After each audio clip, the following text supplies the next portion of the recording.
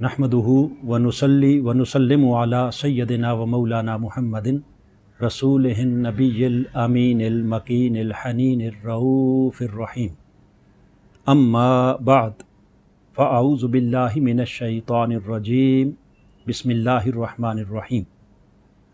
قل اطیعوا اللہ و اطیعوا الرسول صدق اللہ مولانا العظیم۔ معزز ناظرین و سامعین، اللہ رب العزت کی توفیق اور تاجدار کائنات صلی اللہ تعالیٰ علیہ وآلہ وسلم کے نالین پاک کے تصدق سے رمضان المبارک کی ان پرنور ساعتوں میں مرکزی نظامت دعوت منہاج القرآن انٹرنیشنل کے زیر اہتمام دروس عرفان القرآن کا جو مبارک سلسلہ جاری و ساری ہے، اسی تسلسل میں آج ہم جس موضوع پر بات کریں گے وہ ہے سیرت مصطفیٰ صلی اللہ تعالیٰ علیہ وآلہ وسلم۔ معزز ناظرین، آپ کو یاد ہوگا کہ پچھلے جمعۃ المبارک پر ہم نے آقا دو جہاں صلی اللہ تعالیٰ علیہ وآلہ وسلم کی سیرت طیبہ کے حوالے سے کچھ ابتدائی گفتگو کی تھی، جس کا مختصر خلاصہ یہ ہے کہ اسلام کی صداقت و حقانیت کی دلیل اول اور دلیل اکمل اگر کوئی ہے تو وہ فقط سیرت محمد مصطفیٰ صلی اللہ تعالیٰ علیہ وآلہ وسلم ہے، بلکہ دین کا پورا وجود آقا دو جہاں صلی اللہ تعالیٰ علیہ وآلہ وسلم کی ذات اقدس اور آپ کی تعلیمات کے گرد گھومتا ہے۔ لہٰذا تاجدار کائنات صلی اللہ تعالیٰ علیہ وآلہ وسلم کی سیرت طیبہ سے الگ ہو کر کوئی شخص حضور علیہ الصلوۃ والسلام کے لائے ہوئے دین کو عملی جامہ نہیں پہنا سکتا۔ یہ وجہ ہے کہ اطاعت الہی بجا لانے اور دین اسلام پر عمل پیرا ہونے کے لیے واحد راستہ وہ فقط سیرت محمد مصطفیٰ صلی اللہ تعالیٰ علیہ وآلہ وسلم ہے، جس کی تعلیم خود خالق کائنات نے قرآن مجید میں دی، اور سورہ آل عمران کی آیت نمبر 32 کے اندر ارشاد فرمایا، قل اطیعوا اللہ و اطیعوا الرسول۔ اے میرے حبیب صلی اللہ تعالیٰ علیہ وآلہ وسلم، آپ انہیں فرما دیں کہ اے لوگو، آؤ اللہ کی اطاعت کرو اور اللہ کے رسول کی اطاعت کرو۔ معزز ناظرین، آقا دو جہاں صلی اللہ تعالیٰ علیہ وآلہ وسلم کی اطاعت تو بڑی واضح ہے۔ رسول کی اطاعت سے مراد یقیناً تاجدار کائنات صلی اللہ تعالیٰ علیہ وآلہ وسلم کی سنت و سیرت اور حضور علیہ الصلوۃ والسلام کی تعلیمات پر عمل کرنا ہے، مگر اللہ کی اطاعت ہم کیسے کریں؟ اللہ کی فرمان برداری ہم کیسے کریں؟ اللہ کے احکامات کو ہم کیسے بجا لائیں؟ یقیناً کسی کی فرمان برداری کے لیے سب سے پہلے تو اس کے فرمان کو جاننا ضروری ہے، کسی کے احکام کو ماننے کے لیے سب سے پہلے اس کے احکام تک شناسائی اور اس کے احکام سے آگاہی ضروری ہے۔ تو سوال یہ ہے کہ ہم اللہ کے فرمان اور اس کے احکام کو کیسے جانیں، جبکہ نہ تو ہم نے کبھی اپنے رب کو دیکھا، نہ ہمارے کانوں نے کبھی اس رب کے کلام کو سنا، نہ اس کے فرمان کو ہم نے کبھی سماعت کیا، تو پھر اس کے فرمان کو جانے کیسے اور مانے کیسے؟ یہاں کوئی کہہ سکتا ہے کہ اللہ کے فرمان کو جاننے کا ہمارے پاس سب سے بہتر سورس اور سب سے بہتر ذریعہ خود قرآن مجید موجود ہے، تو لہٰذا قرآن کے ہوتے ہوئے ہمیں کسی اور کی ضرورت کیا ہے؟ چونکہ قرآن کلام الہی ہے، اور اس قرآن کے اندر بیان ہونے والے جملہ فرامین وہ فرامین خدا ہیں، اور ان فرامین خدا کو دل و جان سے ماننا یہی در حقیقت اطاعت الہی ہے۔ ظاہراً یہ بات بڑی خوبصورت ہے، مگر سوچنے کی بات یہ ہے کہ مانا ہم نے قرآن اللہ کا کلام ہے اور اس میں بیان ہونے والے جملہ احکامات الہیہ ہیں، مگر کوئی بتائے تو صحیح کہ اس قرآن کے کلام الہی ہونے کی ہمارے پاس دلیل کیا ہے؟ اس قرآن میں بیان ہونے والے تمام احکامات کے احکامات الہیہ ہونے کا ہمارے پاس ثبوت کیا ہے؟ اس کی سند کیا ہے؟ یقیناً دنیا کے پاس کوئی اس کی دلیل، کوئی ثبوت نہیں سوائے اس کے کہ تاجدار کائنات صلی اللہ تعالیٰ علیہ وآلہ وسلم نے اپنی زبان رسالت سے، چونکہ اس کو اللہ کا کلام کہا، سو ہم نے حضور کی زبان سے سن کر اسے اللہ کا کلام مان لیا۔ آقا دو جہاں نے اپنی زبان مبارک سے ان احکام کو احکام الہی قرار دیا، سو آقا علیہ الصلوۃ والسلام کی زبان مبارک کو سن کے ہم نے قرآن کو بھی مانا اور اس قرآن کے اندر بیان ہونے والے اللہ کے احکام کو بھی مانا۔ سو معزز ناظرین، تاجدار کائنات کی زبان کے اگر توسل کو درمیان سے نکال دیں تو یقیناً ہمارے پاس قرآن کے قرآن ہونے کی کوئی سند باقی نہیں رہ جاتی۔ آئیے صحابہ کرام جو تاجدار کائنات کی صبح و شام سنگت میں رہنے والے، صحبت میں رہنے والے، حضور کی قربت میں رہنے والے، اور جن کے زمانہ حیات میں قرآن اتر رہا تھا، ذرا ان صحابہ سے پوچھو کہ کیا تم نے کبھی رب کو بولتے ہوئے سنا؟ کیا تم نے کبھی آسمان سے وحی کو اترتے ہوئے دیکھا؟ ان کا جواب بھی نفی میں ہوگا، یقیناً نہیں۔ پھر ان سے پوچھے کہ آپ کے پاس آپ کو اس قرآن کا قرآن ہونا بتایا کس نے؟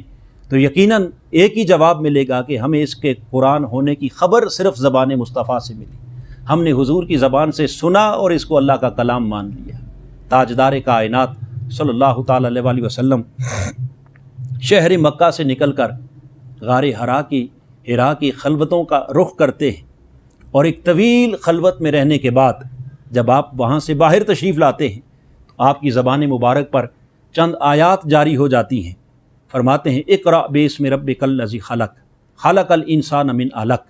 جب یہ آیات حضور پڑھ کے سنا رہے ہیں تو کسی کو کچھ خبر نہیں کہ یہ کیا ہے، کس کا کلام ہے، مگر جب تاجدار کائنات صلی اللہ تعالی علیہ وآلہ وسلم نے اپنی زبان مبارک سے بتایا کہ یہ اللہ کا کلام ہے تو حضور کے بتانے سے ساری کائنات کو خبر ہوئی کہ یہ جو حضور پڑھ کے سنا رہے ہیں یہ اللہ کا کلام ہے۔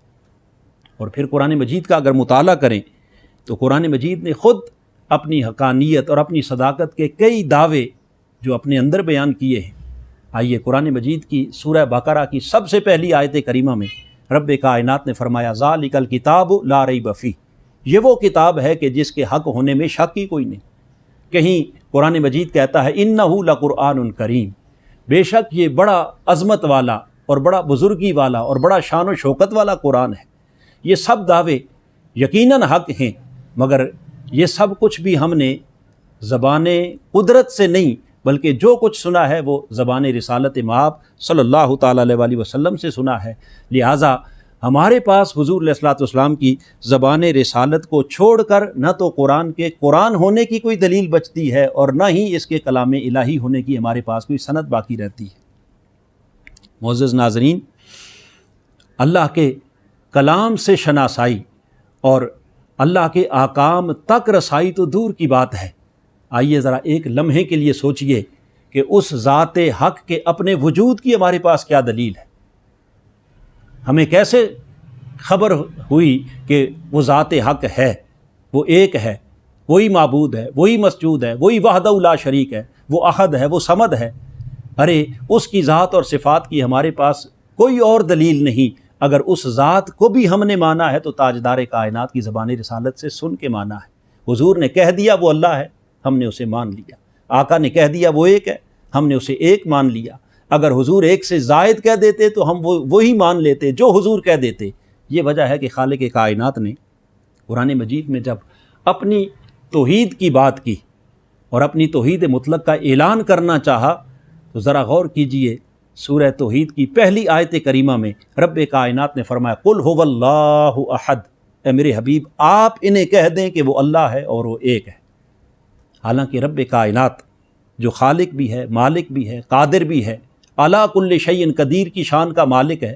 وہ اگر چاہتا تو خود بھی کہہ سکتا تھا انا اللہ احد، لوگو جان لو میں اللہ ہوں، میں ایک ہوں، مگر اس رب نے ایسا نہیں کیا۔ اس نے اپنے حبیب سے فرمایا میرے حبیب قل آپ کہہ دیں هو اللہ احد، وہی اللہ ہے اور وہی ایک ہے، تاکہ آپ کی زبان رسالت سے سن کر لوگوں کو میرے وجود کا بھی یقین آ جائے اور لوگوں کو میری توحید کا بھی یقین آ جائے۔ تو اللہ کی توحید کی خبر ملی تو وہ بھی زبان رسالت سے، اور وجود باری کے اوپر بھی ہمارے پاس اگر کوئی سب سے بڑی دلیل ہے تو وہ تاجدار کائنات کی زبان اقدس ہے۔ یہ وجہ ہے کہ بغیر واسطہ رسالت سے نہ تو حق کو پہچانا جا سکتا ہے اور نہ ہی بارگاہ حق تک رسائی حاصل کی جا سکتی ہے۔ چونکہ اہل حق نے جب بھی حق کو پہچانا یقیناً واسطہ رسالت سے پہچانا، واسطہ نبوت سے پہچانا، چونکہ بغیر نبوت و رسالت کے واسطہ کے حق کو پہچاننے کا کوئی اور راستہ انسانیت کے پاس موجود نہیں۔ یہ وجہ ہے کہ قرآن مجید کی سورہ بقرہ کے اندر رب ذوالجلال اپنے جلیل القدر پیغمبر حضرت سیدنا یعقوب علیہ السلام کا ذکر کرتے ہیں کہ آپ کی وفات کا وقت جب قریب آیا تو آپ نے اپنے شہزادوں کو، اپنے صاحبزادوں کو اپنی بارگاہ میں بلایا تاکہ وقت رخصت انہیں آخری کچھ نصیحتیں اور کچھ وصیتیں فرمائیں۔ اس موقع پر حضرت سیدنا یعقوب علیہ السلام نے اپنے بیٹوں سے خطاب کرتے ہوئے ارشاد فرمایا، ما تعبدون من بعدی، اے میرے بیٹو ذرا یہ تو بتاؤ کہ میرے بعد کس کی عبادت کرو گے؟ اس پر حضرت سیدنا یعقوب علیہ السلام کے بیٹوں نے جواب عرض کیا، جس کو خود رب کائنات نے اپنے قرآن مجید کے اندر بیان کیا۔ وہ عرض کرتے ہیں، اے ابا جان، آپ نے پوچھا کہ آپ کے بعد کس کی عبادت کریں گے؟ عرض کی، نعبد الہک و الہ آبائک ابراہیم و اسماعیل و اسحاق الہ واحد۔ اے اللہ کے نبی، ہم آپ کے بعد بھی اس رب کی عبادت کریں گے جو آپ کا رب ہے، جو آپ کا الہ ہے، جو آپ کے آباء و اجداد کا الہ ہے، جو حضرت ابراہیم کا الہ ہے، جو حضرت اسماعیل کا، حضرت اسحاق کا الہ ہے، الہ واحدہ، وہی وحدہ لا شریک ہے، اور ہم ہمیشہ اسی کی بارگاہ میں سر بسجود رہیں گے اور اسی کو اپنا معبود اور اسی کو اپنا مطلوب جانیں گے۔ یہاں جو بات بڑی قابل دھیان اور قابل توجہ ہے وہ یہ کہ حضرت سیدنا یعقوب علیہ السلام نے تو اپنے بیٹوں سے صرف اتنا پوچھا تھا کہ بتاؤ میرے بعد عبادت کس کی کرو گے؟ اب اتنا لمبا جواب دینے کے بجائے وہ دو جملوں میں یوں بھی کہہ سکتے تھے، نعبد اللہ، اے ابا جان ہم آپ کے بعد اللہ کی عبادت کریں گے، خدا کی عبادت کریں گے۔ مگر انہوں نے صرف اتنا کہنے پر اکتفا نہیں کیا کہ ہم اللہ کی، خدا کی عبادت کریں گے، نہیں، بلکہ انہوں نے اس خدا کے خدا ہونے کی ایک سند، ایک دلیل بیان کی کہ ہم اس خدا کی عبادت کریں گے جس کا خدا ہونا ہمیں آپ نے بتایا ہے، آپ کے آباء و اجداد نے، جس کے رب ہونے کی خبر ہمیں ابراہیم نے دی، حضرت اسماعیل نے دی، حضرت اسحاق نے دی، اور جس کی الوہیت اور جس کی ربوبیت کے ڈنکے اس کے مقدس مبارک انبیاء بجاتے رہے، ان کی زبانوں پر اعتماد کرتے ہوئے ہم نے اسے اپنا خدا مانا اور ہم ہمیشہ اسی کو اپنا خدا مانتے رہیں گے۔ یہ ساری وضاحت کرنے کی آخر ضرورت کیوں پیش آئی؟ اس لیے کہ لوگوں نے اور بھی کئی چیزوں کو اپنا خدا بنا رکھا تھا۔ صاف ظاہر ہے چاند کے پجاری وہ چاند کو اپنا خدا ہی کہتے تھے، سورج کے پجاری سورج کو اپنا رب کہتے تھے، آگ کے پجاری آگ کو اپنا خدا کہتے تھے، اسی طرح بتوں کے پجاری وہ بتوں کو اپنا خدا کہتے تھے۔ تو ہر کوئی اپنے اپنے ان خداؤں کی پوجا اور پرستش کے اندر لگا ہوا تھا۔ ایسے حالات کے اندر حضرت سیدنا یعقوب اپنے بیٹوں سے پوچھتے ہیں کہ بتاؤ تم کس خدا کی عبادت کرو گے، تم کس کی پوجا اور کس کی پرستش کرو گے؟ تو اس پر آپ کے بیٹے جواب دیتے ہیں، جس کو قرآن قیامت تک ایک سند کے طور پر بیان کر رہا ہے کہ ابا جان اپنے اپنے طور پر تو ہر کسی نے کوئی نہ کوئی خدا بنا رکھا ہے، مگر ہم صرف اس خدا کو خدا مانیں گے جس کا خدا ہونا ہمیں آپ نے بتایا ہے۔ اب حضرت ابراہیم، حضرت اسماعیل، حضرت اسحاق اللہ کے انبیاء نے بتایا ہے، گویا ہم اس الہ کو پہچانیں گے تو واسطہ نبوت سے پہچانیں گے، اور ہم اپنے اس الہ کو اگر مانیں گے تو وہ بھی فقط واسطہ نبوت سے مانیں گے۔ اس سے معلوم یہ ہوا کہ ہمیشہ حق کی پہچان جب بھی ہوئی، جس زمانے میں ہوئی، وہ فقط نبوت اور رسالت کے واسطہ سے ہوئی، اور جنہوں نے نبوت اور رسالت کے واسطہ کو درمیان سے نکال دیا وہ ساری زندگی ٹھوکریں کھاتے رہے، وہ بارگاہ حق تک کبھی نہ پہنچ سکے۔ معزز ناظرین، یہ وجہ ہے کہ تاجدار کائنات صلی اللہ تعالیٰ علیہ وسلم نے جب کفار مکہ کے سامنے اپنی پہلی دعوت رکھی، دعوت توحید، دعوت ایمان، دعوت حق، تو دیکھنا یہ ہے کہ کیا آپ نے یوں ہی براہ راست آ کر کہہ دیا کہ لوگوں ایک اللہ پر ایمان لے آؤ؟ نہیں، یقیناً ایسا نہیں۔ میرے آقا نے کوہ صفا پر کھڑے ہو کر جب سرداران قریش کو جمع کیا اور قبیلہ بنو ہاشم کے سب لوگوں کو اکٹھا کر کے آپ نے پہلی مرتبہ دعوت توحید دینا چاہی، تو تاجدار کائنات صلی اللہ تعالیٰ علیہ وسلم نے اعلان توحید سے پہلے ارشاد فرمایا کہ اے سرداران قریش، اگر میں تمہیں کہوں کہ اس پہاڑ کے پیچھے سے ایک لشکر تمہارے اوپر حملہ کرنے والا ہے، ذرا یہ بتاؤ کہ کیا میرے کہنے پر تم اس بات کو مان لو گے؟ ان سب نے بیک زباں ہو کر جواب دیا کہ جی ہاں اے محمد صلی اللہ تعالیٰ علیہ وآلہ وسلم، کیوں نہیں، اگر آپ کہیں گے تو ہم مان لیں گے۔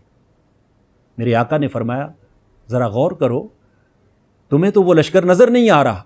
تو بھلا بغیر دیکھے میرے کہنے پر تم اس بات کو کیسے مان لو گے؟ وہ دوبارہ بولے، انہوں نے کہا کہ اے محمد صلی اللہ تعالیٰ علیہ وآلہ وسلم، آپ کے کہنے پر ہم کیوں نہ مانیں، جبکہ آپ کی زندگی کے 40 سال ہمارے درمیان گزرے اور آج تک ہم نے آپ کی زبان سے کبھی جھوٹ سنا ہی نہیں۔ آپ جو کہتے ہیں وہ سچ کہتے ہیں، جو کہتے ہیں وہ حق کہتے ہیں، تو آپ کی زبان سے تو کبھی سچ کے سوا نکلا کوئی نہیں ہے، لہٰذا وہ لشکر ہمیں نظر آئے یا نہ آئے، مگر اگر آپ کہہ دیں گے تو ہم آپ کی زبان کو سن کر بغیر دیکھے اس کو تسلیم کر لیں گے۔ تاجدار کائنات صلی اللہ تعالیٰ علیہ وآلہ وسلم نے جب اپنے اس روشن کردار اور اپنی زبان کی اس واضح صداقت کو ان کے سامنے رکھا اور ان سے اپنی صداقت کا اقرار کروا لیا، تب میرے آقا نے فرمایا اچھا اگر میری زبان پر اتنا اعتماد ہے تو آؤ پھر میں اعلان کرنے لگا ہوں۔ اور وہ اعلان کیا تھا؟ فرمایا قولوا لا الہ الا اللہ تفلحون، اے لوگو کہہ دو کہ اللہ کے سوا کوئی معبود نہیں، اللہ کے سوا کوئی مسجود نہیں، اللہ کے سوا کوئی لائق عبادت نہیں، چھوڑ دو بتان باطلا کو اور چھوڑ دو معبودان باطلا کو، لات کو، منات کو، حبل کو، سب کو ٹھکرا دو اور ایک وحدہ لا شریک کی بارگاہ میں سرنگوں ہو جاؤ، اسی کی بارگاہ میں سر بسجود ہو جاؤ، اسی کو اپنا معبود مان لو، اسی کو اپنا مطلوب اور اسی کو اپنا مقصود بنا لو، دونوں جہاں کی ساری کامیابیاں سمٹ کر تمہارے قدموں میں چلی آئیں گی۔ تو آپ نے دیکھا کہ یہاں تاجدار کائنات نے رب کی توحید کی دعوت بعد میں دی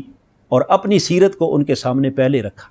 رب کی توحید کی طرف بعد میں بلایا، اپنے روشن کردار کو ان کے سامنے پہلے رکھا،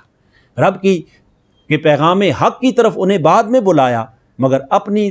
صداقت کی گواہی ان سے پہلے دلوائی۔ تو پتہ یہ چلا کہ جس سیرت الرسول صلی اللہ تعالیٰ علیہ وآلہ وسلم کے بغیر حق کی شناسائی اور حق تک رسائی ممکن نہیں، بھلا اس سیرت مصطفیٰ کو چھوڑ کر اس حق کی اطاعت اور اس حق کی فرمان برداری کیسے ممکن ہو سکتی ہے؟ یہ وجہ ہے کہ ہم رب کائنات کی بارگاہ میں التجا کرتے ہیں کہ باری تعالیٰ اب تو ہی بتا کہ جب تیرے محبوب کے توسل اور تصدق کے بغیر تجھے پہچاننا ممکن نہیں اور تیرے فرمان کو جاننا ممکن نہیں، تو بھلا تیرے فرمان کو ماننا کیسے ممکن ہو سکتا ہے؟ اب خود ہی ہماری رہنمائی کر کے ہم تیری اطاعت کریں تو کیسے کریں؟ خالق کائنات نے قرآن مجید کی سورہ النساء اس کی آیت نمبر 80 میں رب کائنات نے فرمایا میرے حبیب کے غلاموں اور کائنات انسانی، آؤ میں تمہارے اس مشکل مسئلے کو حل کیے دیتا ہوں کہ تم میری اطاعت کرنا چاہتے ہو تو کیسے کرو۔ یقیناً تم براہ راست نہ تو میرے فرمان کو سن سکتے ہو، نہ میرے احکام کو جان سکتے ہو اور نہ ہی میرے احکام کو مان سکتے ہو، تو آؤ اطاعت کا تمہیں ایک راستہ دکھاتا ہوں۔ اور وہ راستہ کیا ہے؟ خالق کائنات نے فرمایا من یطع الرسول فقد اطاع اللہ، پس اگر میری اطاعت کرنا چاہتے ہو تو آؤ میرے مصطفیٰ کی غلامی کرو، میرے حبیب کی اطاعت کرو، میرے مصطفیٰ کے نقش پا کو تلاش کرو، میرے محبوب کی غلامی کا پٹا اپنے گلے میں ڈال لو۔ پس جس کو اطاعت مصطفیٰ نصیب ہو گئی وہی یقین کر لے کہ اس کو حقیقت میں اطاعت خدا نصیب ہوگی۔ تو رب کائنات نے فرمایا میرے محبوب کی اطاعت ہی حقیقت میں میری اطاعت ہے، اور پھر اسی حقیقت کو جسے خالق کائنات نے سورہ النساء کی آیت نمبر 80 میں بیان کیا، یہی حقیقت صحیح بخاری کی ایک روایت سے اور روز روشن کی طرح عیاں ہو جاتی ہے، جس میں ارشاد فرمایا گیا من اطاع محمدن فقد اطاع اللہ فمن عصا محمدن فقد عصا اللہ فمحمد فرق بین الناس، پس جس نے محمد مصطفیٰ صلی اللہ تعالیٰ علیہ وآلہ وسلم کی اطاعت کی حقیقت میں اسی نے اللہ کی اطاعت کی، اور جس نے حضور کی نافرمانی کی اس نے حقیقت میں اللہ کی نافرمانی کی۔ محمد فرق بین الناس، حضور علیہ الصلوۃ والسلام کی ذات اقدس کو رب کائنات نے حق اور باطل کے درمیان فرق کرنے والی ایک واضح دلیل بنا کے بھیجا ہے۔ تو یہاں سے یہ بات معلوم ہوتی ہے کہ آقا علیہ الصلوۃ والسلام کی اطاعت ہی اللہ کی اطاعت، حضور کی نافرمانی اللہ کی نافرمانی، تاجدار کائنات کا ادب اللہ کا ادب، حضور پر ایمان اللہ پر ایمان ہے، اور تاجدار کائنات صلی اللہ تعالیٰ علیہ وسلم کی غلامی ہی در حقیقت اللہ رب العزت کی بندگی ہے۔ معزز ناظرین، اس حقیقت کو جان لینے کے بعد ایک بڑا ہی اہم نقطہ جس کی طرف میں سمجھتا ہوں کہ توجہ کرنا بہت ضروری ہے، وہ یہ ہے کہ اطاعت ہے کیا، اور اس اطاعت کی حقیقت کیا ہے، اور اطاعت الہی کے صحیح تقاضے کیا ہیں، اور اطاعت الہی کے تقاضوں کو ہم کیسے بجا لا سکتے ہیں۔ یہ ایک انتہائی ایمان افروز اور بڑا توجہ طلب مضمون ہے، جس کو اللہ رب العزت نے چاہا تو ہم اپنی آئندہ آنے والی اگلی نشست کے اندر ان ڈیٹیل بیان کریں گے۔ آج کی گفتگو یہیں ختم کرتا ہوں، اور اللہ کے حضور دعا گو ہوں کہ خالق کائنات اپنے حبیب کی سنت اور سیرت کو سمجھنے کی اور حضور علیہ الصلوۃ والسلام کی اطاعت بجا لا کر صحیح معنوں میں اپنی فرما برداری کی ہمیں توفیق عطا فرمائے، اور اس پیغام حق کو زیادہ سے زیادہ حضور کی امت تک اور انسانیت تک پہنچانے میں ہمارا حامی و مددگار ہو۔ آمین۔ وما علینا الا البلاغ المبین۔